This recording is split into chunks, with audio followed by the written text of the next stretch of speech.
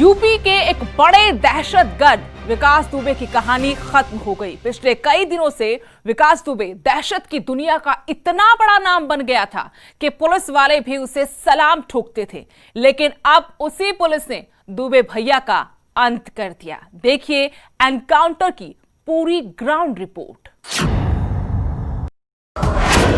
UP के बड़े दहशतगर्द की कहानी खत्म। मारा गया आज पुलिस वालों का हत्यारा। कानपुर वाले गैंगस्टर का गेम ओवर।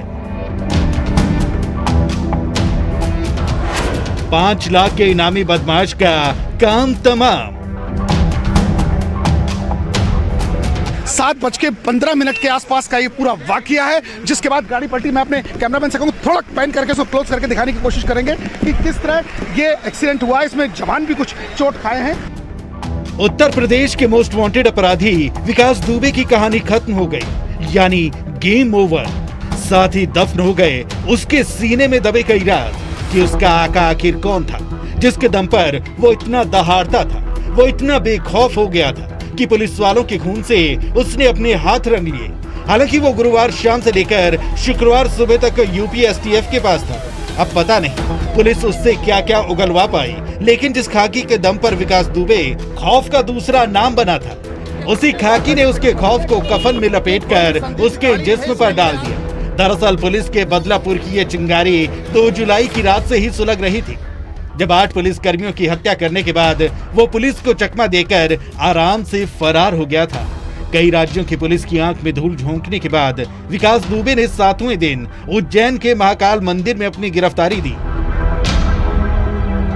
और चिल्ला चिल्ला कर ये बताने की कोशिश की कि मैं विकास दुबे हूँ। विकास दुबे कानपुर वाला। मैं विकास दुबे हूँ, कानपुर वाला। हवाई नहीं, मैं विकास दुबे कानपुर वाला हूँ। इन्होंने पकड़ लिया, कानपुर वाला। दरअसल वो मीडिया के कैमरों के सामने ये बताना चाहता था कि वो जिंदा है, गिरफ्त में है और पुलिस ने उसे पकड़ा है। विकास दुबे को लगा था कि महाकाल उसे अकाल मौत से बचा लेंगे, लेकिन वो दरिंदा ये भूल गया था कि महाकाल पापियों का संहार भी करते हैं। गिरफ्तारी के बाद मध्य प्रदेश पुलिस ने विकास दुबे को यूपी पुलिस को सौंप दिया और देर शाम में यूपी पुलिस विकास को लेकर कानपुर लौट आई।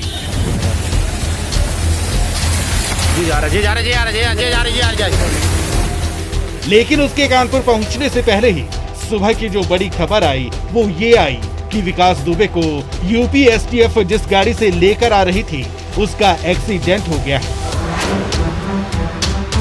और विकास दुबे घायल है। लेकिन थोड़ी ही देर में ये खबर सूत्रों के हवाले से होती हुई पुष्ट हो गई कि विकास दुबे का एनकाउंटर हो गया है।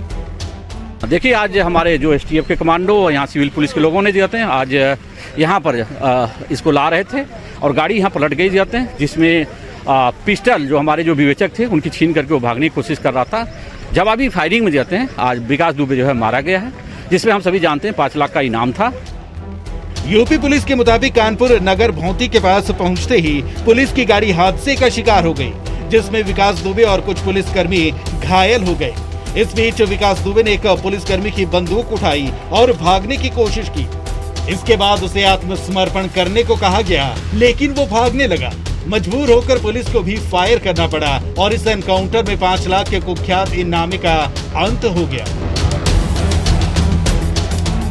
देखिए, मेरी जानकारी में जो मेरी बात हुई है अभी तक पुलिसकर्मियों से, ये उज्जैन से इसी गाड़ी में बैठा था और जिस गाड़ी में इसका एक्सीडेंट हुआ है कोई गाड़ी बीच में बदली नहीं गई है। उसी गाड़ी में बैठ करके उज्जैन से चला था जिस गाड़ी में उसका एक्सीडेंट हुआ है। 2 दिन लगातार 2 अपराधी पुलिस की बंदूक छीन कर भाग जाते हैं, ये कैसा संयोग है सर? ये बचा रही है। विकास दुबे उपरोक्त ने घायल पुलिसकर्मी की पिस्टल छीनकर भागने की कोशिश की। पुलिस टीम द्वारा पीछा कर उसे घेर कर आत्मसमर्पण करने को कहा गया, किंतु वह नहीं माना। पुलिस टीम द्वारा जान से मारने की नीयत से वो पुलिस टीम पे फायर करने लगा। पुलिस द्वारा आत्मरक्षार्थ जवाबी फायरिंग की गई, जहां इलाज के दौरान उसकी मृत्यु हो गई। घटना की जानकारी मिलने के बाद न्यूज 18 का कैमरा सबसे पहले घटना स्थल पर पहुंचा और लोगों तक पहुंची पूरे एनकाउंटर की ग्राउंड रिपोर्ट। यही से वो रास्ता जहां से विकास दुबे निकला था। देखिए पूरा ये पिलर की आड़ लेते हुए यहाँ से, जैसा पुलिस के अधिकारियों का कहना है, इस जगह से पहली बार फायरिंग की थी, इस स्पॉट के खड़े होकर इसकी आड़ से फायरिंग। उसके बाद और आगे बढ़ने के बाद कहीं ना कहीं स्पॉट से फायरिंग की गई थी। पुलिस के जवान मुस्तैद कर दिए गए, पीएससी के जवान यहाँ लगाए गए। उसके बाद दूसरी फायरिंग की जो है, ये सेकेंड पिलर का जिक्र किया जा रहा है। तो मैं थोड़ा और क्लोज करके दिखाना चाहूँगा कि यह स्पॉट है जहाँ से इसका फायरिंग का है और उसके बाद से पीएससी के जवान लगा दिए गए हैं, अधिकारी। चलिए हम और क्लोज करके दिखाते हैं। देखिए ग्रामीण ठीक उस पट्टी पे खड़े हैं, यही वो एग्जैक्टली जगह है। इसी पेड़ की आड़ में दूसरी फायरिंग की थी। इसके बाद से देखिए हम उस स्पॉट पर पहुंच चुके हैं, हम उस स्पॉट पर पहुंचे हैं। देखिए ये देखिए पूरा केमिकल इस पे लगाया गया है। इसके बाद इसी जगह उसका सर रहा और हाथ इस तरफ रहे, जैसा कि फॉरेंसिक का कहना है। ये देखिए ये जो पूरा बनाया गया है, ये हाथ का एक पैसेज है, ये सर का है, हाथ ऐसे इसमें फैला के रखे गए थे और स्ट्रेट में बढ़ा है कि उसके बाद जब घेराबंदी हुई उस तरफ से, उसके बाद यहाँ फायरिंग हुई। उसके बाद देख सकते हैं सबसे पहले न्यूज 18 स्पॉट पर पहुंचा है। चलिए आपको सिलसिलेवार तरीके से बताते हैं कि कब क्या कुछ हुआ। शुक्रवार की सुबह 6:20 पर एसटीएफ के साथ विकास दुबे कानपुर पहुंचा। 6:50 का वक्त हाईवे पर एसटीएफ की गाड़ी पलट गई। सुबह 6:55 पर विकास दुबे ने भागने की कोशिश की। सुबह 7 बजे पुलिस के मुताबिक विकास दुबे ने हथियार छीन लिया। सुबह 7:05 पर पुलिस और विकास के बीच गन फाइट हुई। सुबह 7:20 का वक्त फायरिंग के दौरान विकास को 4 गोलियां लगी। सुबह 7:30 बजे गैंगस्टर विकास को कानपुर के हैलेट अस्पताल लाया गया। सुबह 8:05 पर विकास दुबे को मृत घोषित किया गया। विकास दुबे का एनकाउंटर ठीक उसी तरह हुआ जिस तरह गुरुवार को उसके साथी प्रभात मिश्रा का एनकाउंटर हुआ था। पुलिस के मुताबिक कार पंक्चर होने के बाद प्रभात मिश्रा ने पुलिस का हथियार छीनकर भागने की कोशिश की थी और जब पुलिस ने सरेंडर करने के लिए कहा तो उसने फायरिंग शुरू कर दी और जवाबी कार्रवाई में प्रभात मारा गया। अब बात उन सवालों की जो इस एनकाउंटर पर खड़े हो रहे हैं। जब विकास दुबे को भागना ही था, फिर वो सरेंडर क्यों करता, अपनी गिरफ्तारी क्यों देता? इतनी सुरक्षा के बावजूद इतनी लंबी दूरी तक घायल विकास दुबे गोली चलाते हुए कैसे भाग गया? इतने कुख्यात बदमाश को क्या हथियार उठाने और भागने के लिए गाड़ी में खुले हाथ बैठाया गया था? उज्जैन में विकास दुबे को एक निहत्थे गार्ड ने पकड़ लिया था, लेकिन एसटीएफ के कमांडो विकास दुबे को क्यों नहीं संभाल पाए? बताया यह जा रहा था कि विकास के पैर में दिक्कत थी। ऐसे में विकास दुबे पुलिस वालों के बीच कैसे भागने की हिम्मत करता? विकास दुबे को कानपुर ले जाते वक्त टोल पर ही बाकी गाड़ियों को क्यों रोक दिया गया? मीडिया की गाड़ियों को विकास दुबे की गाड़ी से क्यों दूर रखा गया? लेकिन बहुत से सवालों का जवाब विकास दुबे ने अपनी मौत से पहले ही दे दिया था कि 6 दिन तक उसे कई राजनीतिक लोगों का संरक्षण प्राप्त था। इसमें कुछ अधिकारी और कुछ कारोबारी भी शामिल थे। अब ये लोग कौन थे, ये जांच का विषय है। लेकिन बड़ा सवाल ये है कि क्या पुलिस खुद इसकी तह तक पहुंचेगी? क्या पुलिस इस मामले में कुछ ऐसे खुलासे कर पाएगी जो खलबली मचा सकते हैं? Bureau report, news 18।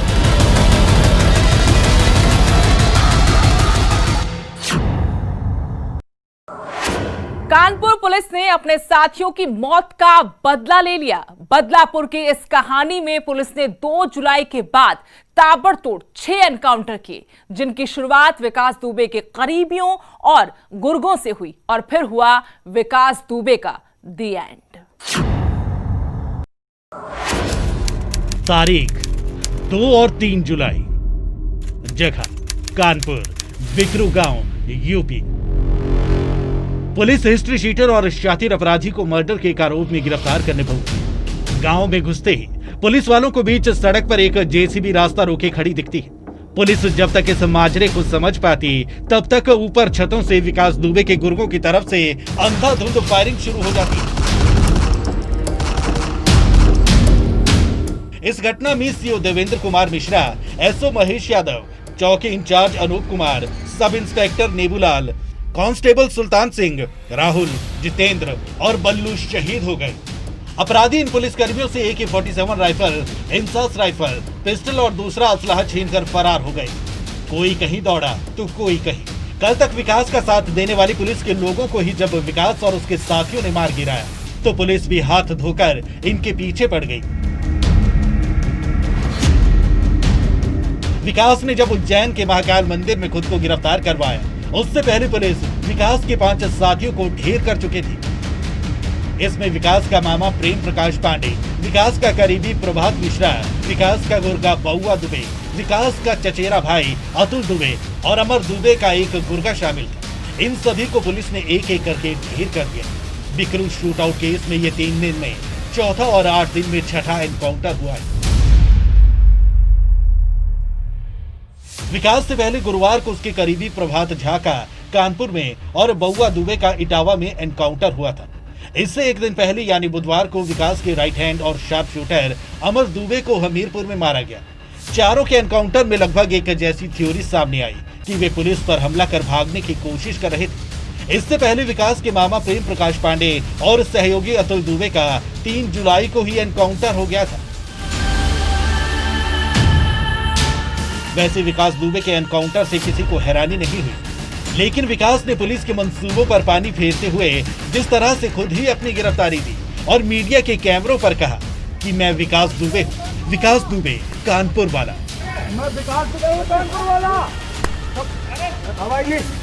उसकी वो कोई भी टैक्टिक्स उसके काम नहीं आए और हो गया गैंगस्टर का game over. Bureau report, news 18। Gangster Vikas Dubey के खादी और खाकी दोनों से ही खास रिश्ते थे। इन्हीं रिश्तों की गर्मी ने उसे एक आम आदमी से कुख्यात गैंगस्टर बनाया और इन्हीं रिश्तों ने किया उसके कफन का इंतजाम।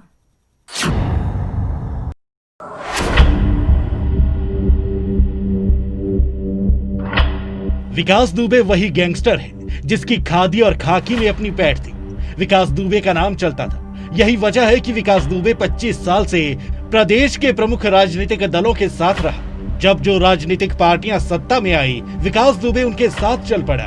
उसने ऐसा रसूख बना लिया था कि जो उसका नहीं हुआ, उसका विकास दुबे ने काम तमाम कर दिया।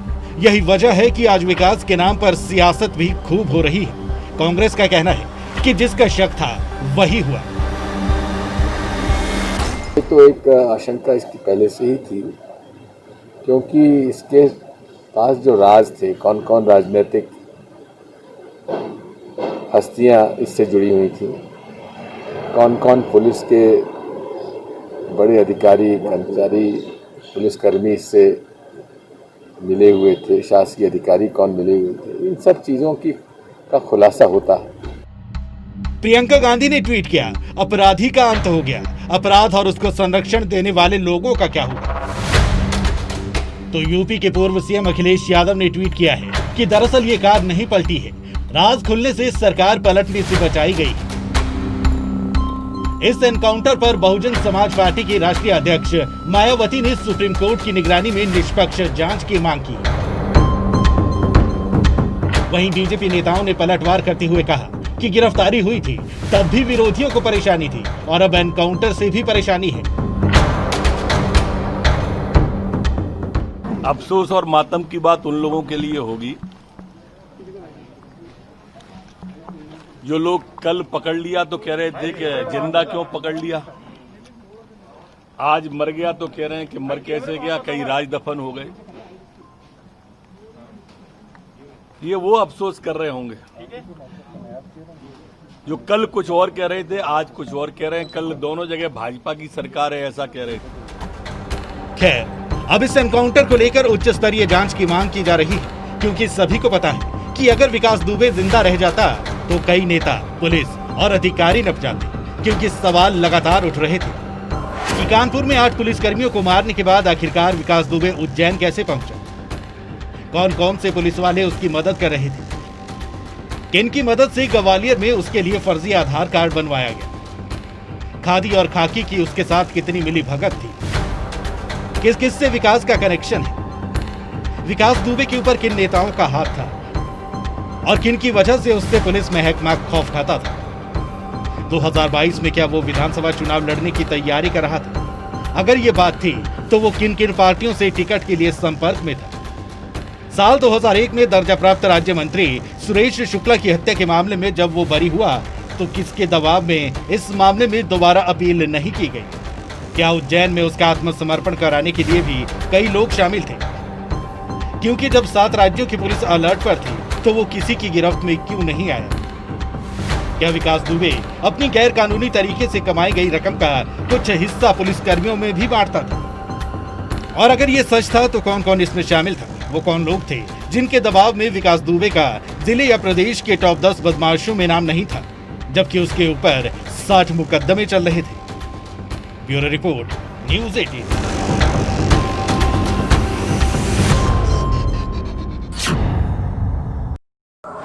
न कानून, न कचहरी, न अपील, न दलील, फैसला ऑन द स्पॉट। इसकी ताजा नजीर थी हैदराबाद एनकाउंटर, जब पुलिस ने महिला डॉक्टर के साथ बलात्कार और उसकी हत्या करने वाले 4 अभियुक्तों का एनकाउंटर कर दिया था, जिसकी देश भर में काफी तारीफ हुई थी। लेकिन तब एक सवाल यह भी उठा था कि क्या यह साथ में सिस्टम का एनकाउंटर नहीं है? यह सवाल आज और ज्यादा गहरा हो गया है। क्या देश में चल पड़ा है एनकाउंटर कल्चर? क्या सिस्टम पर खत्म हो रहा लोगों का भरोसा? क्या अब अदालतों के बाहर ही मिलेगी सजा? क्यों नहीं होता कानूनी प्रक्रिया में बदलाव? एनकाउंटर यानी 2 पक्षों में मुठभेड़, जिसमें पहले भी कई अपराधी मारे जाते रहे। कुछ पुलिस वाले भी शहीद हो जाते हैं, कुछ एनकाउंटर असली भी होते हैं, तो कुछ पर सवाल भी उठते रहे। क्योंकि गोलियों की तड़तड़ाहट के बीच या तो गोली मारने वाला सच जानता है या फिर गोली खाने वाला। लेकिन जब बारूद का धुआं छटता है तब तक गोलियां खाने वाले की सांसें थम चुकी होती हैं। इसलिए वही सच मान लिया जाता है जो जिंदा रहने वाला शख्स दुनिया को बताता है। हमारे देश में कानूनी प्रक्रिया काफी लंबी है, इसलिए कई बार इंसाफ मिलने में इतनी देर हो जाती है कि ऐसा लगता है जैसे इंसाफ मिला ही नहीं। इसलिए अक्सर लोगों को ये कहते सुना जाता है कि इस अपराधी का एनकाउंटर कर देना चाहिए। लेकिन साथ में सवाल भी उठते हैं कि पुलिस को किसी को जान से मारने की इजाजत देना क्या सही है? अगर हाँ तो फिर अदालतें किस लिए हैं? लेकिन बात घूम फिर कर वहीं आ जाती है कि इंसाफ तुरंत भी तो मिलना चाहिए। इसलिए जब हैदराबाद के बहुचर्चित रेप कांड में पकड़े गए 4 अभियुक्तों को पुलिस ने मार दिया तो देश भर में खूब तारीफ हुई, मिठाइयां बंटी, लोगों ने पुलिस वालों का खूब सम्मान किया। सोशल मीडिया से लेकर मेन स्ट्रीम मीडिया तक उनकी शान में खूब कसीदे कढ़े गए कि पुलिस हो तो ऐसी। इसके साथ ही ये एनकाउंटर फैसला ऑन द स्पॉट की नजीर भी बन गया। हैदराबाद पुलिस के मुताबिक इन अभियुक्तों ने पुलिस जांच के दौरान पुलिसकर्मियों पर हमला कर दिया, जिसकी जवाबी कार्रवाई में 4 मारे गए। ये एनकाउंटर हैदराबाद से 50 किलोमीटर दूर महबूब नगर जिले के चटनपल्ली गांव में हुआ, जहां महिला डॉक्टर का जला हुआ शव बरामद किया गया था। हैदराबाद पुलिस का कहना है कि अभियुक्तों को वहां सीन रिक्रिएशन के लिए ले जाया गया था और उसी दौरान उन सभी ने पुलिस पर हमला कर दिया, जिसके बाद कार्रवाई करनी पड़ी। उस वक्त भी सवाल उठा था कि इंसाफ तो मिलना चाहिए, लेकिन क्या ये तरीका सही है? तो क्या देश में न्याय करने वाला सिस्टम दम तोड़ चुका है, जहां सबूत मिटा दिए जाते हैं, गवाह या तो मिलते नहीं या फिर पलट जाते या मार दिए जाते, वकील कानूनी दांवपेंच से खेलकर केस को इतना लंबा खींच कर ले जाते हैं कि इंसाफ की तलाश में लोगों की उम्र निकल जाती है। सही और गलत के बीच एक लंबी उलझन है और इसी उलझन के साथ ये सवाल हैदराबाद से उठकर कानपुर में आ खड़ा हुआ है, लेकिन जवाब किसी के पास नहीं है। Bureau report, news 18।